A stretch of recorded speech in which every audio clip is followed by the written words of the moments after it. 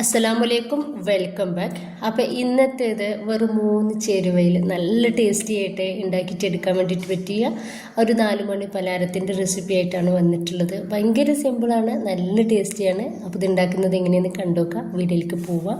അതിന് വേണ്ടിയിട്ട് ഞാനൊരു ബൗളിലേക്ക് 1 കപ്പ് മൈദ ഇട്ടെടുക്കുന്നുണ്ട്. ഒരു 1/4 കപ്പ് റവയും 1/4 കപ്പ് പഞ്ചസാര കൂടി ഇതിലേക്ക് ചേർക്കുന്നുണ്ട്. ഇനിയിപ്പോൾ നമുക്ക് ഇത് നന്നായിട്ട് ഒന്ന് മിക്സ് ആക്കി എടുക്കാം.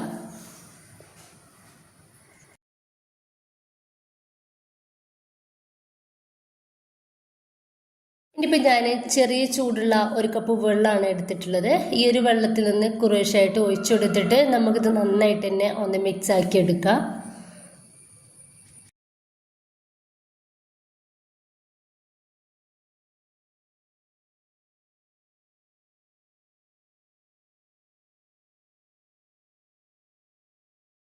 ഒരു കപ്പ് വെള്ളം മൊത്തത്തിലായിട്ട് ഞാനിതിലേക്ക് ഒഴിച്ചെടുത്തിട്ടുണ്ട്.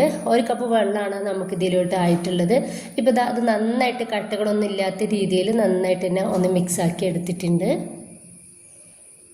ഇനി നമുക്കിത് ഒരു 10 മിനിറ്റ് ഒന്ന് റെസ്റ്റ് ചെയ്യാൻ വേണ്ടിയിട്ട് മാറ്റി വെക്കാം. അപ്പോൾ ഇതാ ഒരു 10 മിനിറ്റ് കഴിഞ്ഞപ്പോൾ നമ്മുടെ ഒരു ബാറ്റർ ഒന്നും കൂടി തിക്കായിട്ട് വന്നിട്ടുണ്ട്. ഈ ഒരു തിക്നെസ്സിൽ വേണം നമുക്കിത് കിട്ടാൻ വേണ്ടിയിട്ട്. ഇതൊരിക്കലും ലൂസായി പോകരുത് കേട്ടോ. ഈ ഒരു കട്ടി തന്നെ നമുക്കിതിന് ആവശ്യമുണ്ട്. ഇപ്പോൾ ഞാനിതാ ഒരു പാനിലോട്ട് എണ്ണ ഒഴിച്ചു കൊടുത്തിട്ട് നന്നായിട്ട് ചൂടാൻ വേണ്ടിയിട്ട് വെച്ചിട്ടുണ്ട്.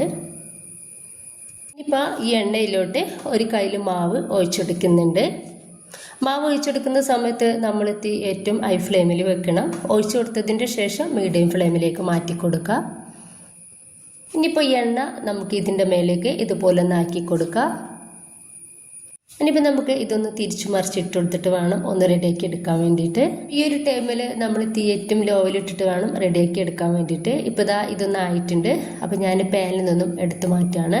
ബാക്കി കൂടി ഇതുപോലെ ഒന്ന് ചെയ്തെടുക്കുന്നുണ്ട്. ഞാനിത് മുഴുവനായിട്ട് തന്നെ ഒന്ന് റെഡിയാക്കി എടുത്തിട്ടുണ്ട്.